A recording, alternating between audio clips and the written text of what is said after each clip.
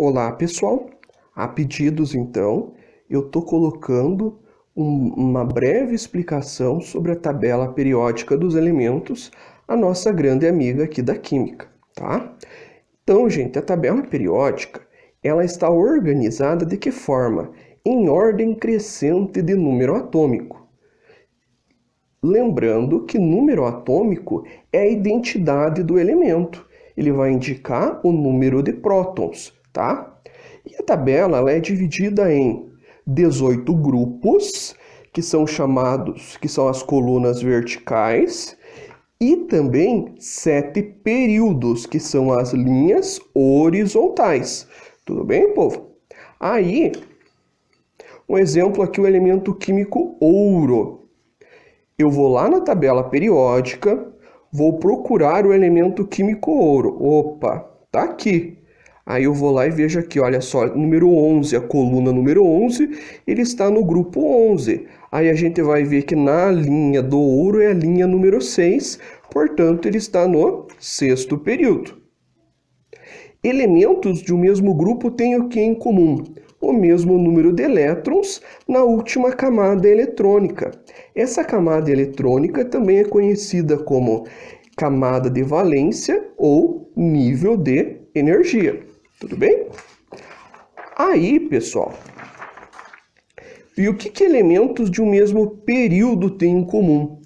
Eles têm em comum o mesmo número de camadas eletrônicas preenchidas, tá? Aí também é importante falar para vocês que alguns grupos, tá? Algumas colunas da tabela periódica recebem nomes próprios, nomes característicos, que são as famílias. A família 1, o grupo 1, lá, lítio, sódio, potássio, é conhecido como família dos metais alcalinos. Já o grupo 2 é conhecido como família dos metais alcalino-terrosos. O grupo 13 é a família do boro, se fala boro. O grupo 14 é a família do carbono, lá carbono, silício. O grupo 15 é a família do nitrogênio. O grupo 16 já não recebe o nome do primeiro elemento. Ele começa pelo oxigênio, mas é conhecido como família dos calcogênios, tudo bem? O grupo 17, que começa lá flúor, depois vem o cloro, é a família dos halogênios. E já o grupo 18 é o famoso grupo ou família dos gases nobres. Tudo bem, pessoal? Aí, observação, de todos os 118 elementos químicos que nós temos na tabela periódica, o único que não tem família é o hidrogênio. Ele é um elemento químico sem família. Nós, pessoal, vamos classificar os elementos químicos na tabela periódica da seguinte forma. Essa é a classificação que eu, professor Paulo Henrique, estou adotando, tá? Então aqui eu tenho uma ilustração de uma tabela periódica.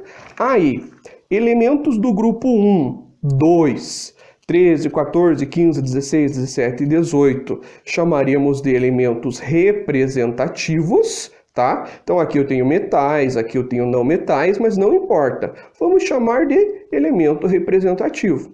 Todos os elementos que estiverem entre os grupos 3 e 12 chamaremos de metal de transição externa, cada um deles, e cada um dos elementos que estiver nessas duas linhas que parece que está para fora da tabela periódica, que são o grupo dos actinídeos e lantanídeos, do lantânio, do actínio, a gente vai chamar de metal de transição interna, tá bom? Combinado? Aí, turma, através da tabela periódica, nós podemos obter vários dados. Então, olha só, tem lá uma atividade que eu propus para vocês e o exemplo que eu estou dando é o elemento químico ferro. O nome dele é ferro, o símbolo é Fe. Nem sempre o símbolo vai ser as iniciais do elemento. O número atômico é o número de prótons, 26. Já a massa, onde que está na tabela periódica? Depende de cada tabela. Aqui nessa tabela que eu estou usando, o ferro, olha só, ele tem massa 55,85 e ele está lá em cima, mas dependendo da tabela pode aparecer embaixo. Então vocês vão ter que olhar sempre na legenda da tabela. Aí o período vai ser a linha que o elemento está. Eu vou lá e vi que o ferro está na linha número 4, portanto está no quarto período. O grupo é a coluna. O ferro está na coluna número 8. O estado de agregação, gente, não é nada mais que o estado físico do elemento. Nós já vimos que os estados físicos da matéria são sólido, líquido e gasoso. Então, na tabela de vocês, vai ter lá a informação se o elemento químico é sólido, líquido ou gasoso. Para alguns, pode ser que não tenha o estado físico ou esteja em cinza, esteja em branco, porque são elementos químicos sintéticos. Nessa tabela que eu estou utilizando aqui, eu tenho esses elementos aqui que estão com a fonte em vermelho. Por exemplo, o cibórgio, gente, ele é um elemento químico que ele tem um tempo de vida muito curto, então não dá para a gente saber se ele é sólido. Então, se você colocou sintético, ótimo.